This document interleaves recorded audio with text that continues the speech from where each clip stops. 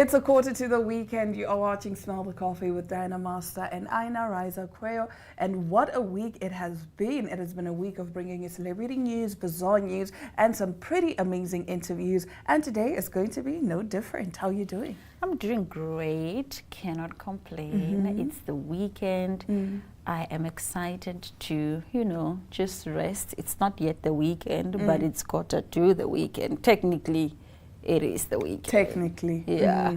I'm excited to just not do anything. For the first time in a long time, I don't have anything lined up for this weekend. Please don't invite me, guys. Don't call me. Don't invite me. Just leave me alone. Okay. Yeah. Okay. I'm not doing anything this weekend. You're not doing anything this weekend. Honestly, that's valid. I saw a TikTok yesterday of a man that said he saw a girl doing this thing of doing things that I enjoy every day so that I don't live for the weekend. Because most of us, especially those that are in corporate jobs, it's your 8 to 5. By the time it's 5 o'clock and you go home, you're so tired, and then you just go home and you want to rest, and you're so excited for the weekend. Yeah. So now people on TikTok are basically starting to do things that they enjoy after work, so that the weekend is just another day. Yeah. You're not living for the weekend. Yeah. And do you know what he did on day one? He slept. Does he usually not sleep? My guy just got home and he said, he starts the video very nicely. Today is day one of doing things that I love so that I'm not living for the weekend. And then we just see him get in bed, cover his head. And What sleeps. would you do so that you don't live for the weekend? What is that one thing or those things that you are going to be doing if you were to take on this? I feel I'm the same as the guy. Just You would sleep. sleep? But you Guys, sleep I every love other my single sleep. day. I love sleep. Do you know going out for me is so burdensome. Every time I make plans and it's closer to the date, I'm always just praying, please cancel, please cancel, please cancel. And then I get a call, hi Diana. Are My we fingers still are crossed. on? I was still, I'm like, What time, sweetie? What time you have to be excited? Oh my goodness, yes. What time are we on? Yeah. My one friend even said to me, Diana, at this point I have to literally drag you out of the house because you cannot get me to leave my house. Why would I leave? Everything that I enjoy is there. The thing is, you're old. I am Just old. It's admit fine. that you're It's old. fine. When you get old, you don't like to leave the house. Friday, 9 anymore. p.m. I'm like, wow. Let's go to guys. the streets. No, I'm like, let's go to bed. These things used to excite us when we were young. Yeah. Like, what are the Friday plans? Let's go out. Let's do this. I blame let's do COVID. that. Like, to be honest with you, I blame COVID. I was a social butterfly before COVID came. Then COVID came and everybody had to be in their house. And that's when I realized, hey, It's I actually like being at nice. home. Yeah. So after that, I never really had the desire to go out. And also, it's like you're saying, we are old because if we go to the clubs, we're just causing traffic there. It's the AMA 2000s that are there and they're just looking at I us was like, at Deep in the City the other day and I said to myself, I'm not enjoying this. Not that it's a bad show or but it's not your vibe. It's just, I just don't care to be here. Yes. People are dancing, people are smoking, people Music are is loud. drinking, music is loud. I'm just like, I felt out of place. Even Yeah. the friend I was with was like, Chomi, I think we should leave. Like, yeah, we came, we saw, and I guess we conquered. We but conquered, now, but it's not our vibe. Yeah, but Because- it was a good ambience. It was Yes. a good show. For those that enjoy Good that kind energy. of ambience. Even for me, Yeah. like, it was just good, but I was just like out of it. I think that's a me problem. Yes, Yeah. it's really one of those things. Even for me, I don't understand why I have to shout to have a conversation. I don't understand why I have to say, so Aina, what are we doing? I don't understand why we're doing that. My type of vibe is we're sitting down, we're eating, we're having dinner or whatever it is. Even just you inviting me over to your house and we cook and we are sipping wine as we cook. Those things. I think we should organize a cooking date. I think so too. But nonetheless, speaking about cooking and food, do not forget to enter the ShopRite competition. You stand a chance to win 3.5 worth of voucher, right? And on that voucher, you can go and shop for whatever you need.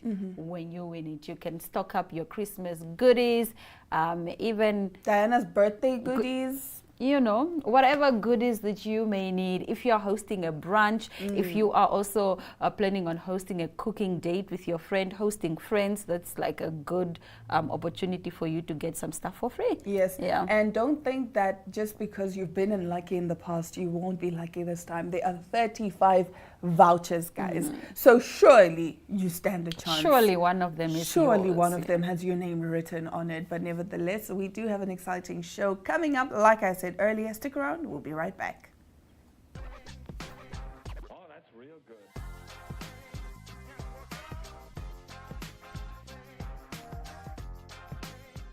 Good day, viewers. Goeiedag mensen. And welcome to Generation C. where we dive into culture, creation, and connection with our school community.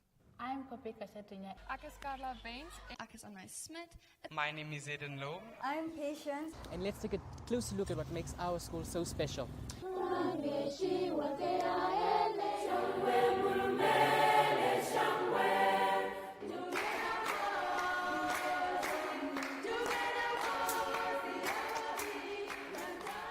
Check us out on a one-pager in the Republican, the Namibian Sun and AZ. And to My Zone Socials on channel 285 on DSTV and channel 25 on GoTV. That's a wrap from us today from Rosalia Hambo and that's Baza.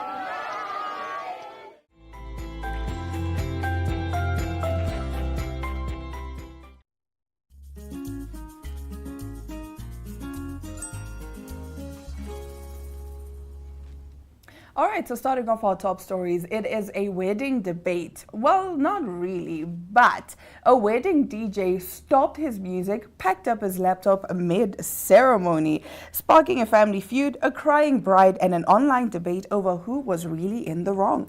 The viral tale unfolded on Reddit's wedding drama forum, where one attendee wrote, "Went to my cousin's wedding last weekend and it started off really nice. Ceremony was sweet, everyone tearing up, the whole deal. Reception started out fine too until the DJ literally packed up and left halfway through dinner." The original poster claimed the groom's uncle kept pestering the DJ to play quote-unquote real music, meaning old country tunes that no one else wanted. Fed up, the DJ allegedly called it quits on the spot. That's when the Redditor explained that the night went off the rails. The maid of honor tried to salvage things by hooking her phone to the speakers, but the best man soon started taking requests, a big mistake according to the post. At one point, a breakup song tied to the groom's ex blasted through the hall. Bride stormed out crying, groom followed, and the family immediately split into two camps. Team DJ was right versus team unprofessional, the guest recalled. By the time the newlyweds returned, the vibe was dead, guests bickered, the playlist was chaos, and the bride's mom was left sobbing in the corner before the couple had to call it a night. So Guys, stop pestering DJs to play your songs. it's so irritating. Like when I am at an event and I see somebody going to whisper In the DJ's ear. in the DJ's ear, I'm like, don't do that. Don't do This person that. came prepared. They know the kind of music they are going to play. They Yes. have a playlist. Just let them do their thing. Exactly. And Don't- especially yeah. with the wedding DJ. Obviously, the bride and groom met up with this DJ prior and discussed the type of music that they wanted played. Yes. But I also understand why I, as a guest, would go to the DJ Aye. and like whisper in his or her ear to say like, you know, we're at a party, we're at this function, we're at this wedding, I want to have fun, please play my song. I don't think there's anything wrong with that, but I think maybe the manner in which it's done, it's ridiculous. I think maybe moving forward, like for weddings, maybe the couple should ask their guests what type of Yes. music, or send us 2 songs at least, Diana, That's- that you would like to hear.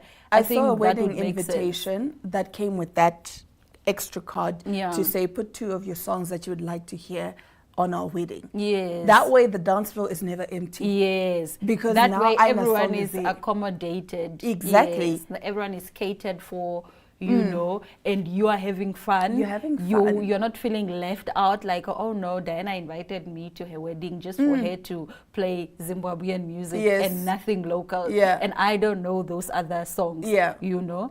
So do you think the DJ was in the wrong to pack up his stuff and just leave? I think he was in the wrong because, especially if he got paid to do it, you need to be professional. Like, I don't care. Like, if people paid for a service, you better show up, show off, and show out when the work is done. Not during, when the work is done. When the work has been done. Because I paid you for 2 hours, but you're here for 1 hour. Yes. Would you have a wedding DJ or would you have a live band? Both. Okay. Yeah, like Same. I'll be able to afford both. So Same. why not? Of course. love it. You know, I went to a wedding and all they played was Amapiano. Oh, and like, everyone was seated because they're like, it's the older, you know, crowd. Yeah.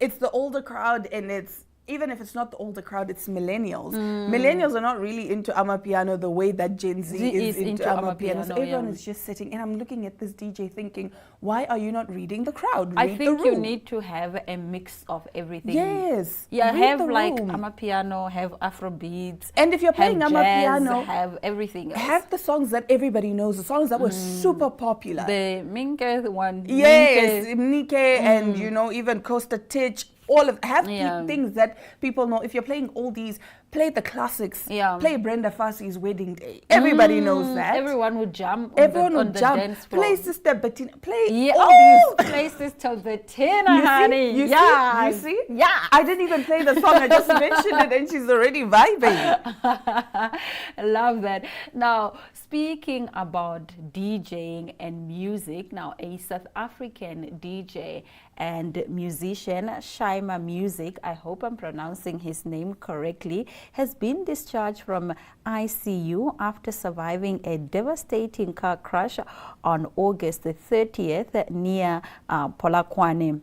Now, the collision tragically claimed the lives of 5 people, including fellow artist DJ Poison. Shaima Music underwent 4 surgeries and remains hospitalized for further treatment. His management expressed gratitude for the outpouring of support and prayers during this difficult time. Authorities reported that the crash involved a head-on collision between 2 vehicles that caught fire, leaving 4 of the deceased burnt beyond recognition. The incident has sent shockwaves through the South African community, with tributes pouring in for DJ Poison, remembered for hits such as Utando and Amen for 8 years prayers. Now, fans and fellow artists continue to rally behind Shaima Music as he recovers, highlighting the resilience of South African music scene. So that's Shaima Music. Yeah, it's terrible. It's terrible, and I can only imagine the survivor's guilt after that, knowing that the same accident claimed the lives of 4 people. Just waking up and your bodies are gone. They're gone. Jeez. And depending on how long you've been out in ICU, like it could be they've been dead for 2 months, could be and you don't know. And the last thing that you remember was you vibing with your friends. Next thing. And a lot of people have said they don't remember what actually happens in the accident. They don't. But I remember when my brother died, my other brother was also in the car. And when he got discharged from the hospital, they were discharging him to come to my brother's funeral. And he didn't understand. He was only, 14 at the time. And my other brother was also 14. So it was one of those things where it's such a tragedy, because he was expecting that, because he did see them take my other brother, and he just assumed that they were taking him to the other hospital or maybe to ICU because he had more severe injuries. So when he came out, he was expecting to see my other brother, and he's being told, no, we're going to your brother's funeral. It was. Does he recall what had happened moments before the accident? He recalls the accident because he wasn't knocked out. He was conscious throughout the entire ordeal, him going to the hospital, all of that. So it's a traumatic thing, guys. my heart goes out to him and to everybody that is affected by this accident. I think also we just need to perhaps reiterate that it is important to be vigilant on the road. Just remember that you're not the only one using the road. Please. You need to be your brother and your sister's keeper on the road. Please, please do that. No drinking and driving. As Anna's saying, just be vigilant on the roads. Let's not be selfish. Nevertheless, that does bring us to the end of our top stories. But stick around because we still have more coming up right after this.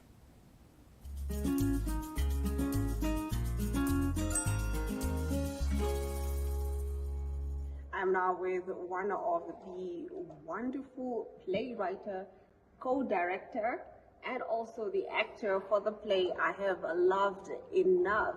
Hello, how are you? I'm good. How are you doing? I'm great. Are you nervous? I know you had the opening night yesterday. Yes. How was the turnout? It was a pretty good turnout, and I think it was really, really well received. One thing I noticed when I was on stage was the audience focus was like, it was really profound, like you could hear a pin drop, really quiet. Now, getting to the play, can you tell me about I Have Loved Enough? What inspired the creation of these, and how was the process, coming to, starting from scripting rather to the production itself? Okay, so just a small correction. It's You Have Loved Enough, which was just based off of a poem from Leonard Cohen. But how this initially started was I was actually planning to do a sort of staged concert or staged recital with just voice and piano. And in putting these selections of music together, I thought I could tie them together, even though they're from different operas and different musical theater pieces. I could find a thread that ties them all together. And then we did, and I thought like it'll be some sort of like love story, but then it was going to be more staged as like a one-man piece. But then after a lot of editing and a lot of like discovery with a long process, and also reaching out to Sandy Rod, who was very keen to take this on, she inspired the idea of like adding a second person. So now it's a two-person production. We've then added a choir. We developed the dialogue between the songs as well. And then she is quite a fan of Leonard Cohen, and we were going through one of his books, and we opened it up on a random page, and there it was, You Have Loved Enough, and that's how we decided on the title.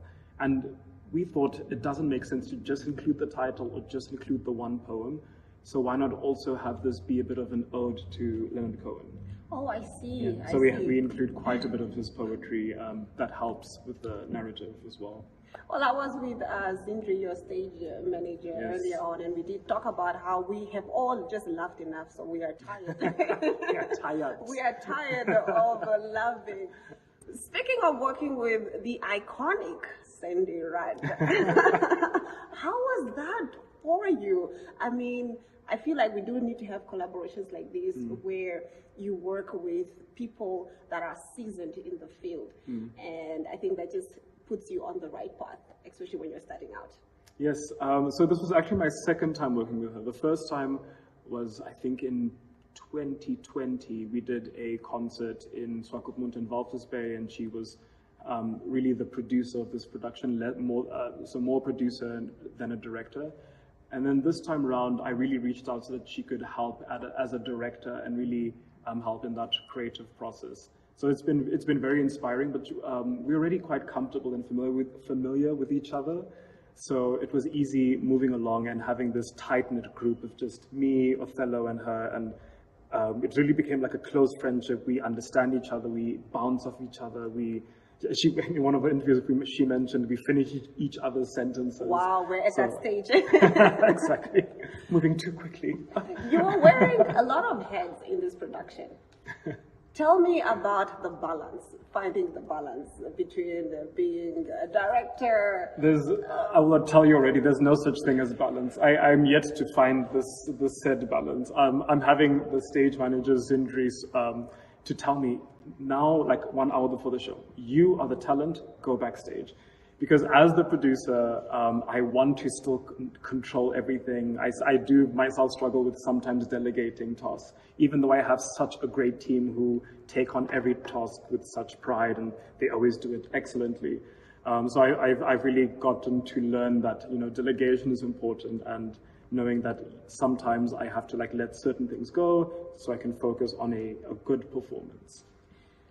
Wow, that is so inspiring. I also need that advice. Yeah, I think it's relevant to even like team things. As a leader, you should like, you know when to like step back, trust the team. And it's a very good team I have. It's a great team. What more can we expect from you? I am not sure. I will say, so I work with I started a music organization called the Namibian Music Ensemble, and we are the ones sort of producing this. I'm representing the ensemble. And we also plan to, in the next year, workshop another Namibian opera. We've premiered one with Momentbühne, a German corporation, a few years ago, and now we're hoping to do another one. First, just a workshop setting with the orchestra in the coming year, and hopefully in 2 to 3 years' time do a full stage production in Namibia. Well, I do hope that my invitation doesn't get lost in the mail. I'll make sure of that. Thank you so much. We will be right back with more Smell the Coffee.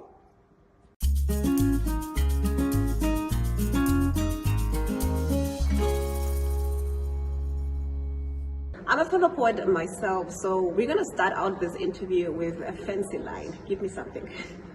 Wait, from the play or from my own work? Your own work. We want to hear what is... Okay, well, we're performing work by Leonard Cohen, but in the process of preparing for this role, I was quite inspired by his work, so I wrote a bit of my own poetry. If I can recall, give me a second. Like stars collapse to create matter, it is my scars that make me. Your words never will, nor the money for which you kill. I don't want your fame, or to sit tamed in the golden chains of your desire.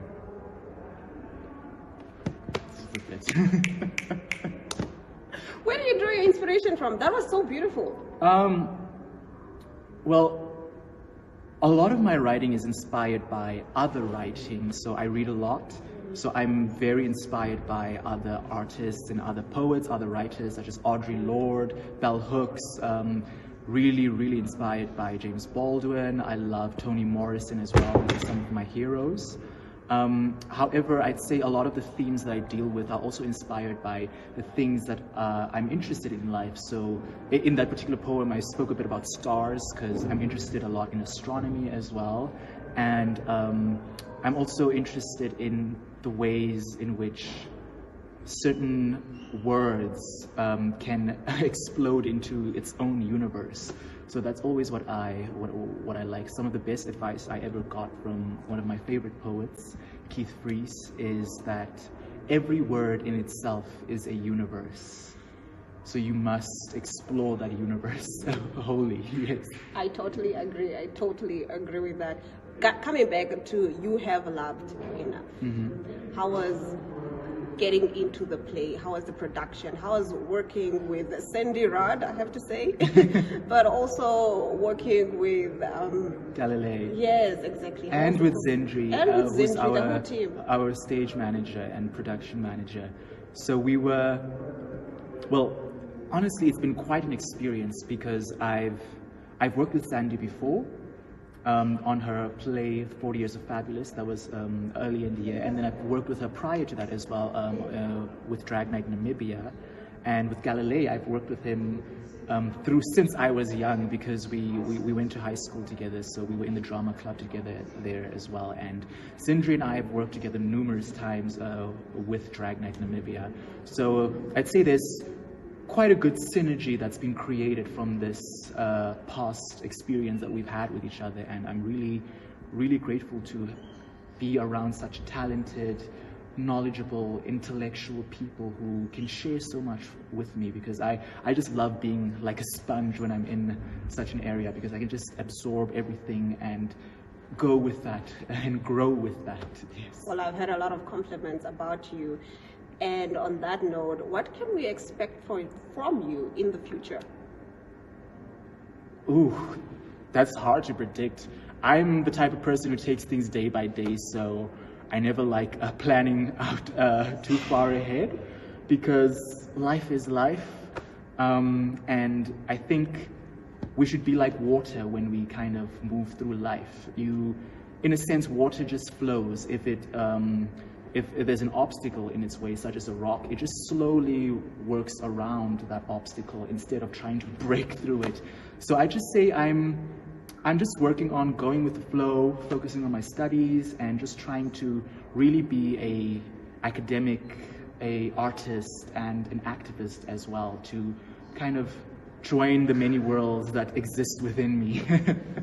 Well, I'm inspired, going with the flow. Yes. On that note, we will be right back with more Smell the Coffee.